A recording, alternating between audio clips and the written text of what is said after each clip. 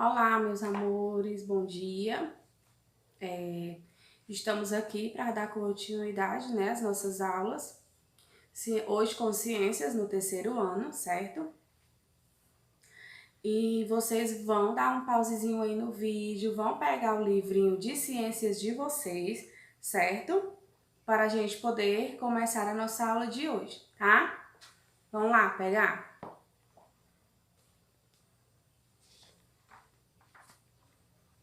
Pegaram? Pronto. Então, vocês irão abrir, certo? Na página 57, que foi a atividade da aula passada, tá? Vocês fizeram? Pronto, muito bem. Então, vamos lá.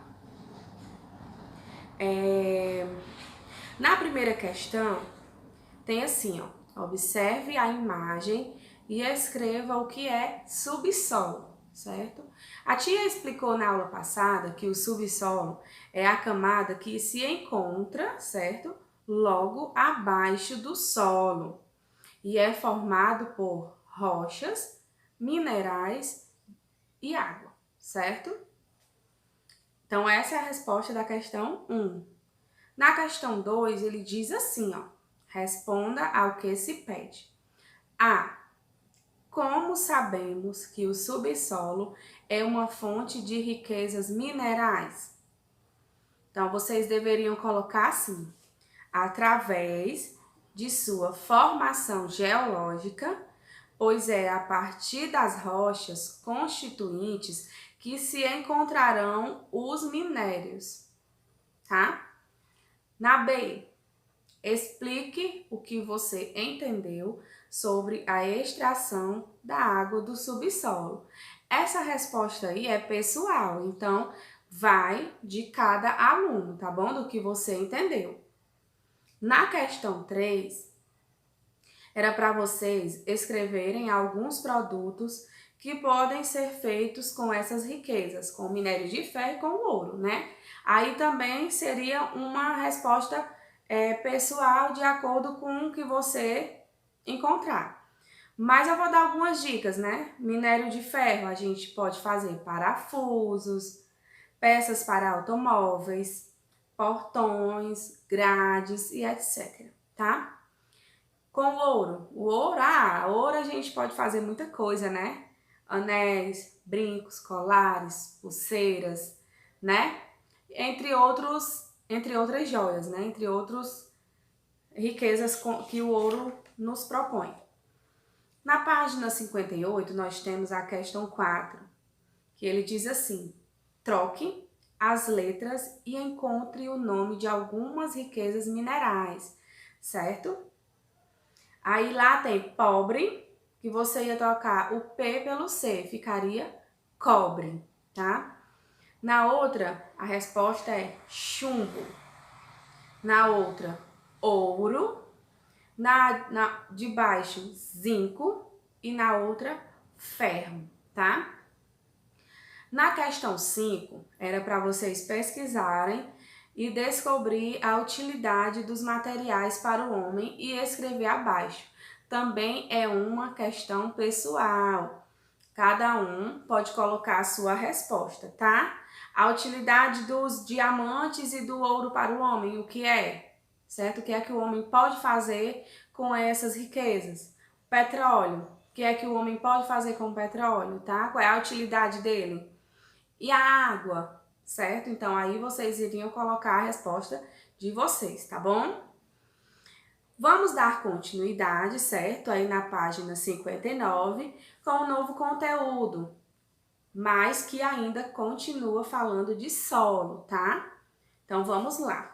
Os tipos de solo. Nós sabemos que o solo é a primeira camada, certo? O subsolo, a segunda camada, que vem logo abaixo do solo, tá? Então, a gente vai ver quais são os tipos de solo agora, certo? Os solos, eles podem ser compostos pela mistura de diversos componentes, que é o quê? Areia, argila, calcário, matéria orgânica, tá? Que influenciam nas suas características, como a permeabilidade, certo? Então, aí nós vamos ver alguns tipos de solo, que é o solo permeável e o solo impermeável, tá? O solo permeável, ele é o quê?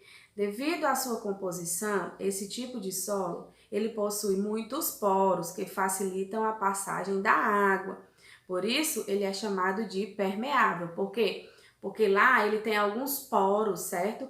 Que eles facilitam que a água passe mais rápido para o solo e para o subsolo, certo?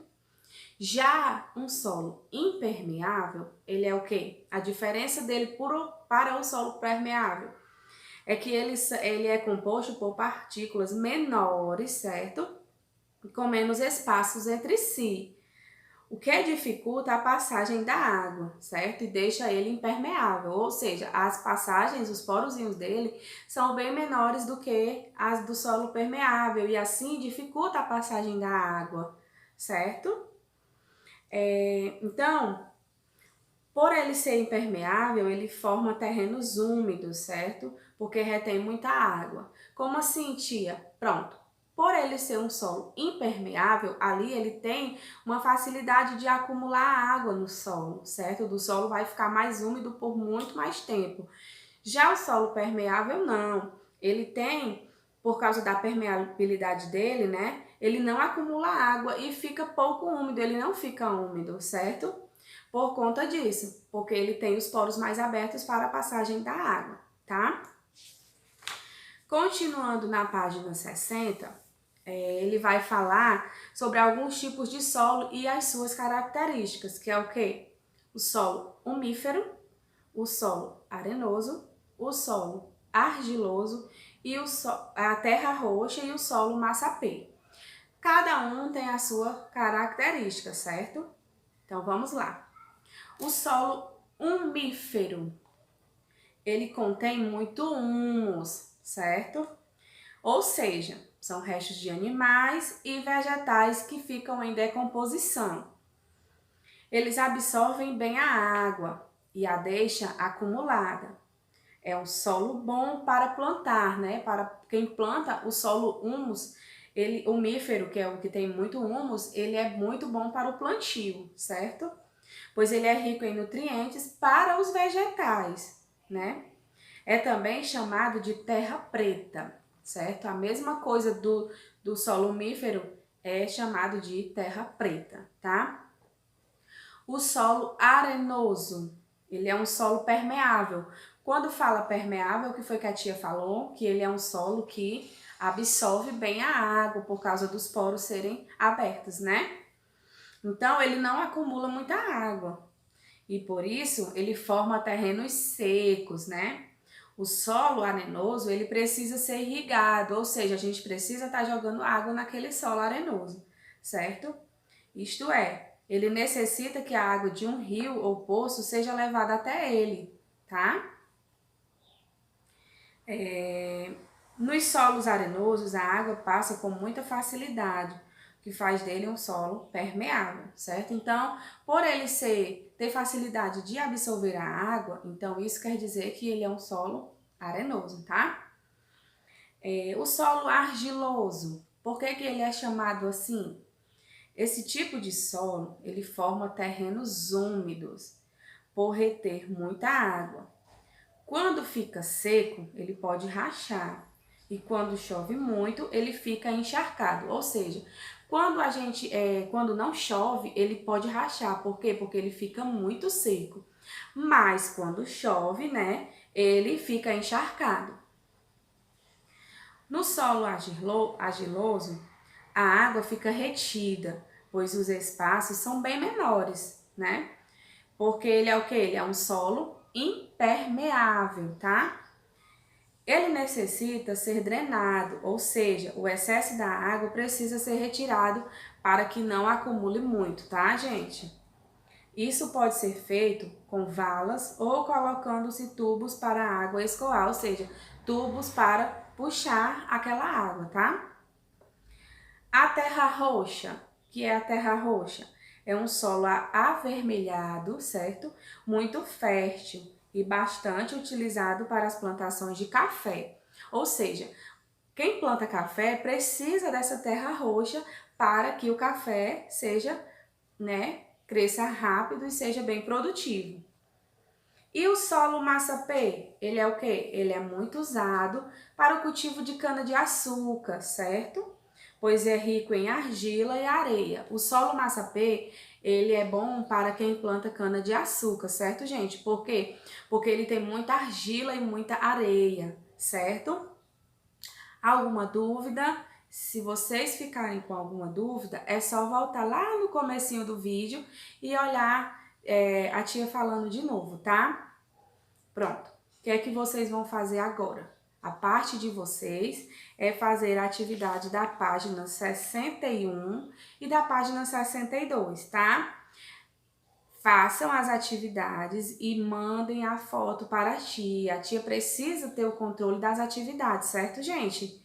Não esqueçam, tá? Qualquer dúvida é só falar, tá bom?